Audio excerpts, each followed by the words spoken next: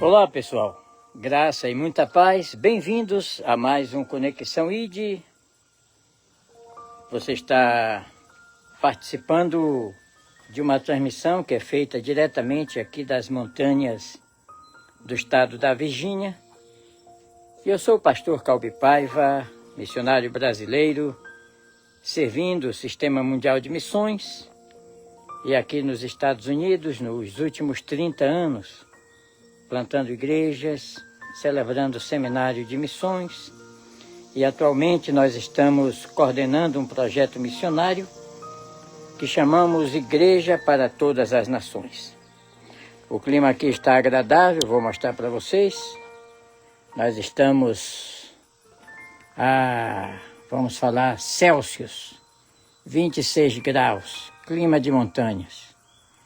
Ou em Fahrenheit, 80 graus, está bem quente no caso. Isso aqui, para que vocês tenham uma ideia, no inverno chega a 16 graus abaixo de zero, ou a 30 graus abaixo de zero se for no sistema Celsius. Mas nós aproveitamos o momento aqui dessa cabine de montanhas para falar um pouco sobre os percalços que a igreja tem que enfrentar para cumprir sua missão na Terra. A missão na Terra é alcançar todas as nações. A Bíblia chama de confins da Terra, até o último lugar que precisa ser alcançado com a mensagem do Evangelho que salva.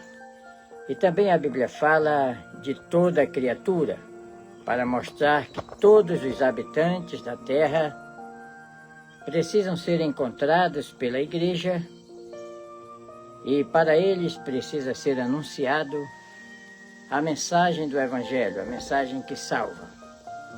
E Conexão ID é um programa que integra a igreja que saiu para fazer missão com a igreja que ficou para dar a retaguarda de apoio, para dar o suporte que a igreja precisa para completar a sua missão na Terra.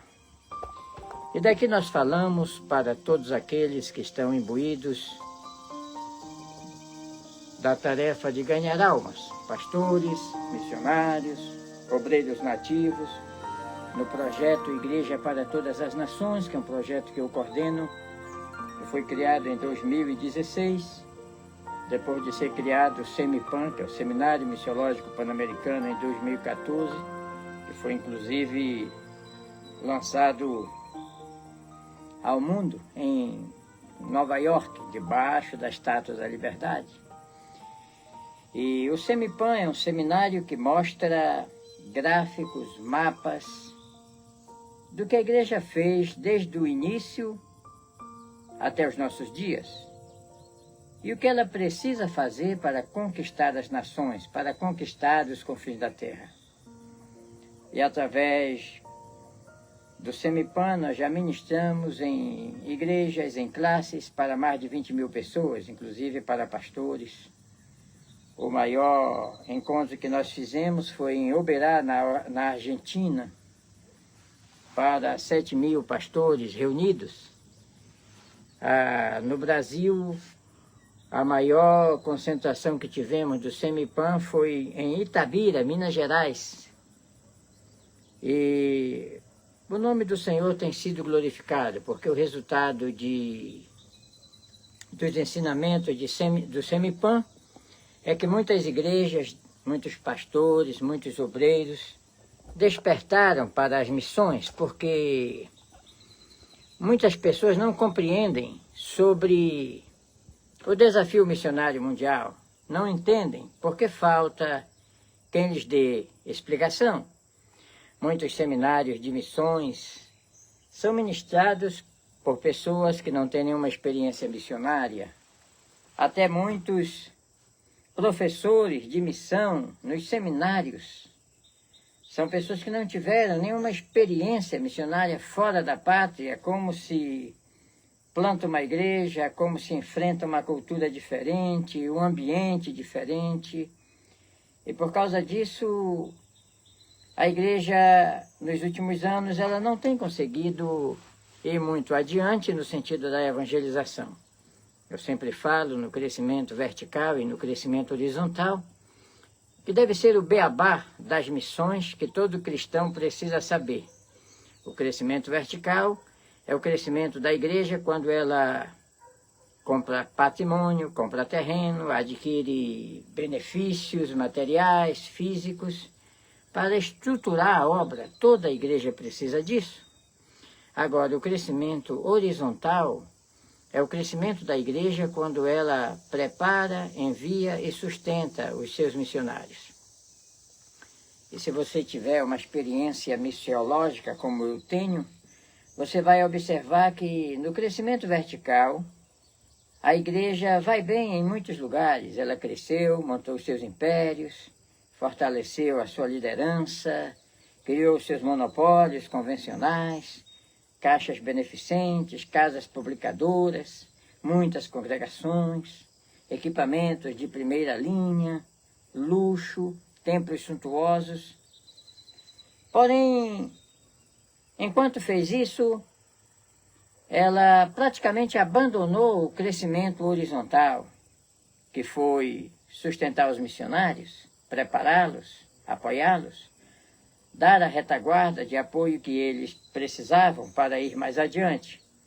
E exatamente por isso a igreja foi desfavorecida nos últimos anos, porque enquanto a igreja parou para celebrar suas festas, para fazer suas comemorações, para causar um conforto especial e até desproporcional aos seus líderes que abusam dos recursos para si próprio, para os seus. Enquanto a igreja permitiu fazer isso, ela esqueceu-se de conquistar as nações. Muitos missionários tiveram que operar de forma solitária, dividindo suas energias, seu tempo, com atividades materiais para manter-se no campo. E isso fez com que missionários não estivessem presentes no local onde ele precisava estar, para atender uma família em conflito, para estar no hospital, para atender um casal que precisava de aconselhamento. E isso prejudicou muito a igreja, porque enquanto a igreja não fez isso, o islamismo fez. Ele teve a oportunidade de criar o seu sistema de crescimento, e cresceu, expandiu, conquistou nações, montou os seus regimes, estabeleceu suas leis e formou seus impérios. Eu tenho observado nos últimos anos que os missionários islâmicos não passam por necessidade, igual os missionários cristãos. Eles têm um suporte. E é interessante porque até nós cristãos, quando nós compramos a gasolina para o nosso carro, se essa gasolina não vem do Golfo do México, ou agora Golfo da América, né, do Golfo da América ou da Venezuela, de países que não são islâmicos e produz petróleo, se essa gasolina vem de países do Oriente Médio, como Irã, Iraque, Kuwait, nações islâmicas, parte do valor que você paga para o abastecimento do seu carro vai para a causa islâmica, porque há uma retaguarda de apoio que vem da exportação do petróleo desses países para fortalecer a causa islâmica. E por isso, até aqueles terroristas radicais islâmicos que se explodem no meio da multidão para, segundo eles, na Guerra Santa, eliminar muitos infiéis, a família deles são amparadas pela causa islâmica, porque não só eles fornecem um apoio para os missionários islâmicos operarem, como para os seus familiares. E por causa disso eles estão na frente. Um missionário islâmico não gasta seu tempo com outras atividades. Ele gasta o seu tempo apenas para se concentrar em expandir a causa islâmica no mundo. O seu tempo é para isso. Claro, eles podem se infiltrar em muitos lugares, como aqueles pilotos que jogaram os aviões os sequestradores daqueles aviões que derrubaram as Torres Gêmeas de Nova York, ou que atiraram um avião no Pentágono, ou aquele que caiu na Pensilvânia. Eles se infiltram para cumprir objetivos, eles se formam como profissionais na determinada área que vai ser necessária para promover um ataque. Eles lutam pelos seus objetivos. Então não é à toa que o islamismo está bem à frente da igreja, disparadamente na frente. Agora, o pior não é isso. O pior é que a igreja que está... Ok, muito bem. Desculpem a interrupção. Vamos continuar. No momento que era para... Mas vamos continuar aqui. Eu agradeço a participação de todos aqueles que estão conosco, ligados no Conexão ID. E gostaria de pedir que vocês transmitissem essas informações. Aqui nós passamos informações detalhadas sobre a causa missionária mundial que não são compartilhadas de outras formas, porque muitas pessoas, até pastores, obreiros, que conhecem a necessidade da evangelização mundial, mas tem medo de se manifestar, porque o sistema religioso que opera contra as missões é um sistema que é muito rígido, da mesma forma como acontece na área política, acontece também na área religiosa. E eu gosto de falar sempre que, por que a operação é igual? Por exemplo, a mesma matéria-prima que fornece os elementos para praticarem os fraudes religiosos é a mesma matéria-prima que fornece elementos para fabricar os políticos corruptos, os governantes corruptos. A matéria-prima é a mesma, o gênero humano. E por isso, então, quando precisa falar sobre esses problemas, as pessoas ficam com medo, porque no Brasil, os políticos, alguns, têm medo de se manifestar contra a ditadura da toga, porque eles têm medo de serem punidos. Eles sabem que já existem pessoas com tornozeleiras eletrônicas, outros presos por se manifestarem, as narrativas são muito convincentes no caso, as penas são severas, e isso afasta as pessoas de se manifestarem de uma forma voluntária. E é por isso que eu aproveito a oportunidade que nós temos hoje, por viver em um país livre, por ter liberdade de tempo para fazer isso que nós não tínhamos antes. E eu gosto muito de falar sobre isso, porque eu gosto de também utilizar o exemplo do que acontece na esfera política, com o que acontece... Deixa eu tomar aqui minha limonada. Isso aqui é uma limonada, viu? Com o que acontece na esfera religiosa. Os elementos são os mesmos, os que praticam os fraudes religiosos e os que praticam a corrupção política são pessoas que operam de uma forma abusiva, com mau caráter. Muitos operam com falsidade. Lembra-se que Jesus falou dos lobos devoradores vestidos com pele de ovelhas? Lembra-se que Paulo falou dos obreiros fraudulentos, transvestidos ou disfarçados de apóstolos de Cristo? São esses disfarces que estão operando no meio religioso, e da mesma forma como opera na área política ou judicial, para privar os outros de liberdade de expressão. Observe que os juízes que operam como militantes partidários no STF, eles sempre usam o termo democracia. Estão defendendo a democracia. Você imagina que o país mais fechado do mundo é chamado de República Democrática da Coreia do Norte?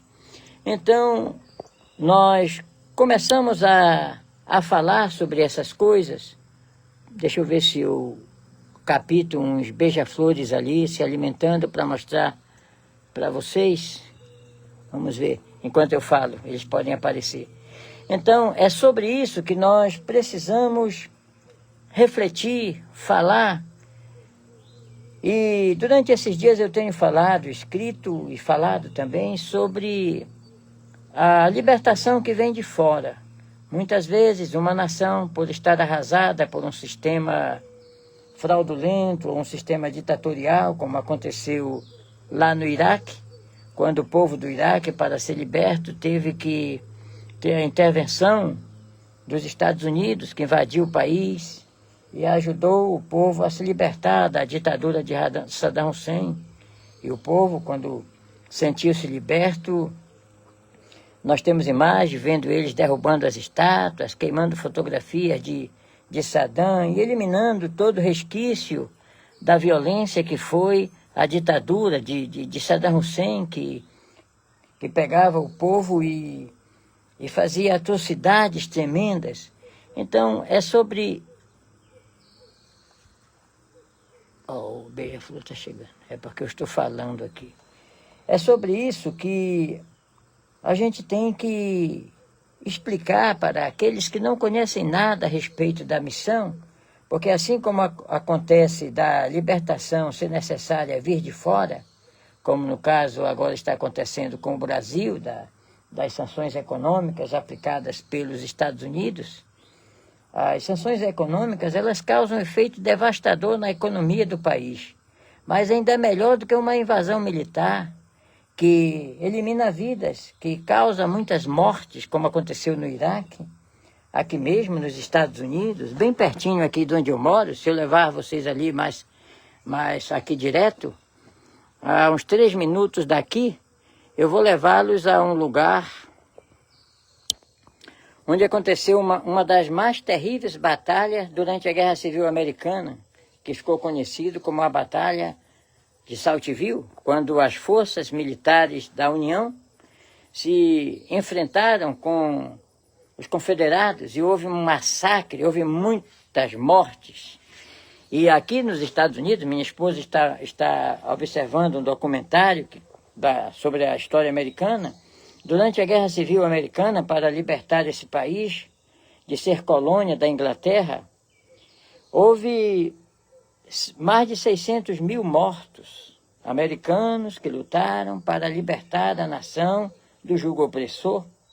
E aqui existe uma palavra que é muito usada nas comemorações físicas, e eles colocam até nas camisetas, diz assim: a terra do livre por causa do bravo. Foi a bravura dos que morreram na batalha, que fizeram com que esta nação se tornasse a nação mais poderosa e rica do mundo. É com muita diferença da segunda colocada. Por quê? Porque eles lutaram por liberdade. Mas quando existem movimentos em que os países são subjugados, como na Coreia do Norte, como Cuba, como o povo medroso não toma nenhuma atitude, aí precisa vir uma libertação de fora, para libertar o país.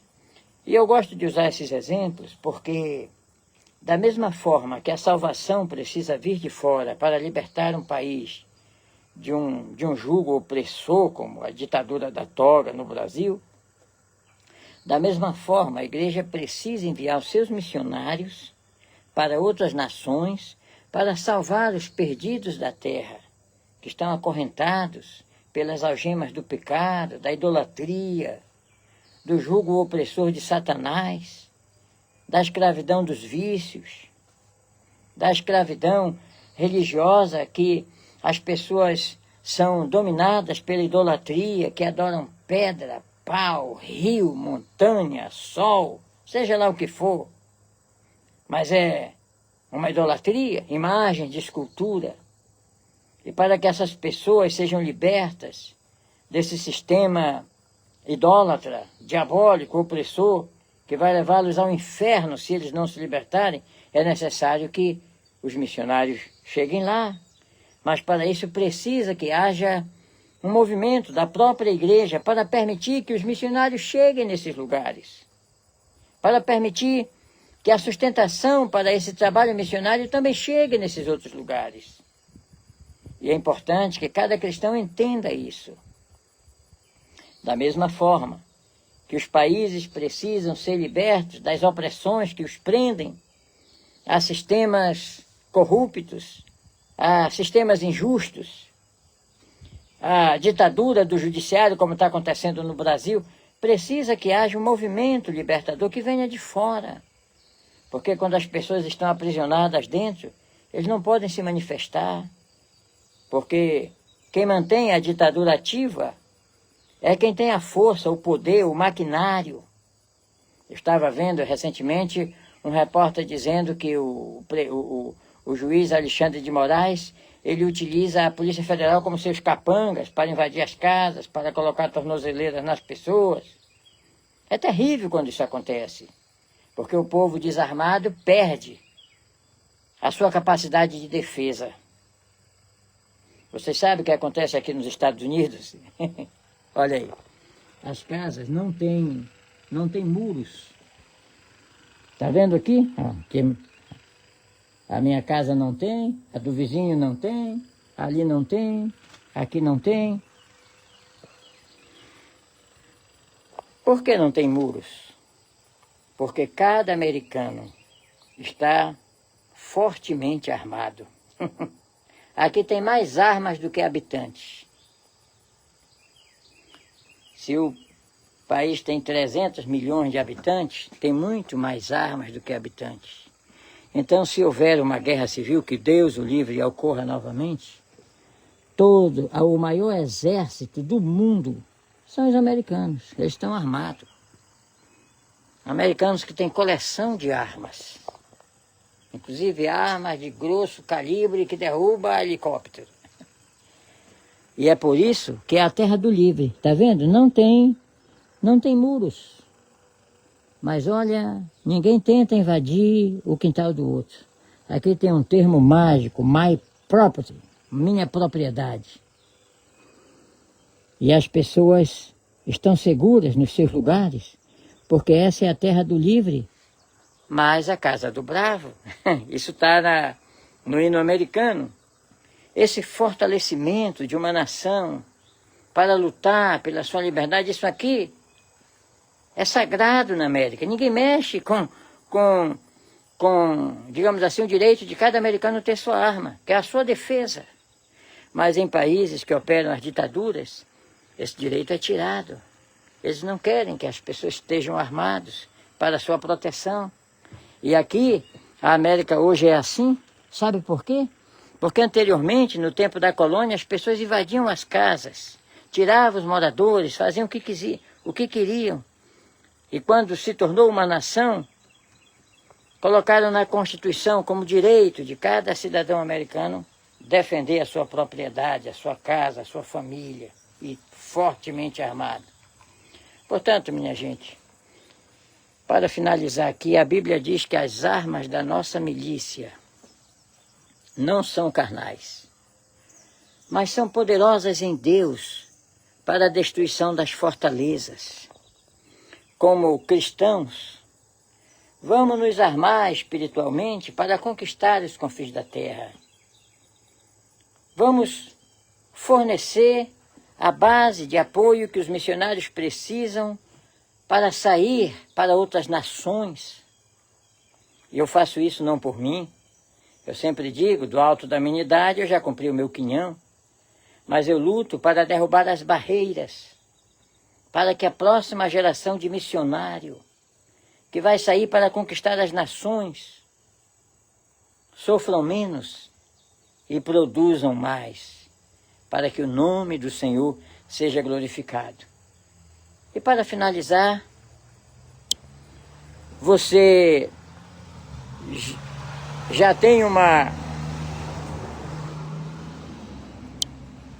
percepção do que é necessário você fazer pela causa missionária mundial? Eu sempre digo que agora a atuação missionária tem que ser individual. Se for esperar pelo coletivo, pelos aglomerados religiosos, a igreja não vai fazer missão, porque muitos aglomerados religiosos estão totalmente acovardados para as missões e trabalhando em benefício de um gerenciador, de um gestor que visa a construção de um império pessoal, o benefício de seus familiares, e jamais estão interessados em um envolvimento missionário, porque o envolvimento missionário induz que deve ser retirados valores que poderiam ser usados para a expansão local, para sustentar um missionário em uma terra estrangeira, para ganhar almas em outro lado do oceano. Isso não interessa a maioria daqueles pastores que querem ver o seu nome nas placas inaugurativas. E é isso que torna cada vez ainda mais difícil a causa missionária mundial. Mas pode ser que pessoas como você possam tomar uma atitude dizendo: eu vou me envolver com a causa missionária mundial. Se você quiser se envolver com o projeto missionário Igreja para Todas as Nações, basta que você clique no site que está aí em cima e se manifeste para participar. E seja bem-vindo ao clube, ao grupo, aliás, ao exército.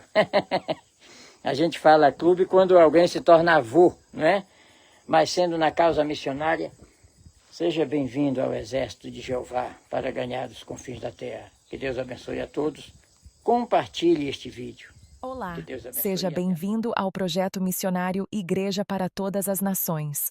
Hoje, quero compartilhar com vocês sobre a importância da evangelização mundial e a urgência que a Igreja tem em alcançar todos os povos com a mensagem de salvação confiada por Jesus. Para que essa missão seja cumprida, é essencial que exista uma retaguarda de apoio forte e comprometida que sustente o trabalho dos missionários em campo. 1. A necessidade de evangelizar o mundo. Evangelizar o mundo não é uma opção, mas um mandamento. Jesus nos ordenou: ide por todo o mundo e fazei discípulos de todas as nações. Essa missão permanece tão urgente hoje quanto nos dias dos apóstolos. É inaceitável que, em pleno século XXI, cerca de 37% da população mundial nunca tenha ouvido falar de Jesus nenhuma única vez. A responsabilidade de levar essa mensagem é da Igreja, e o tempo para agir é agora. 2. Alcançando todos os povos. Com os avanços tecnológicos e a facilidade de comunicação global, temos hoje ferramentas poderosas para chegar onde antes era impossível. Porém, é necessário contextualizar a mensagem, adaptando sua apresentação à cultura e à realidade dos povos que queremos alcançar. Devemos ser criativos, estratégicos e ousados, usando todos os recursos disponíveis para cumprir a missão de alcançar toda a criatura, até os confins da Terra. 3. A importância da retaguarda de apoio. Nenhum missionário consegue avançar sozinho. A retaguarda de apoio é a base que sustenta a obra missionária. Esse apoio se expressa de diversas formas: financeira, espiritual, emocional e logística. Igrejas, famílias e parceiros têm um papel fundamental em garantir que os missionários tenham condições de permanecer no campo e seguir firmes, mesmo diante de grandes desafios. 4. O impacto do apoio na obra missionária. Quando há uma retaguarda sólida, os missionários podem trabalhar com mais confiança e eficiência. O apoio constante permite que o Evangelho vá mais longe e alcance mais corações. Cada pessoa que ora, contribui ou envia é um elo vital na corrente da evangelização. Juntos, cumprimos a ordenança de Jesus e permitimos que a Igreja finalize sua missão na Terra. Conclusão: Que possamos nos unir e nos comprometer com a grande comissão, enviando e sustentando missionários para transformar o mundo com a mensagem de Cristo. Se desejar fazer parte dessa missão, una-se ao projeto Igreja para Todas as Nações. Acesse o site www.unc3.org e junte-se a nós neste propósito abençoado. Matricule-se no Semipan, que é o Seminário Missiológico Pan-Americano, e esteja preparado para enfrentar os desafios da evangelização mundial. Muito obrigado pela atenção. Que Deus nos abençoe poderosamente nessa jornada.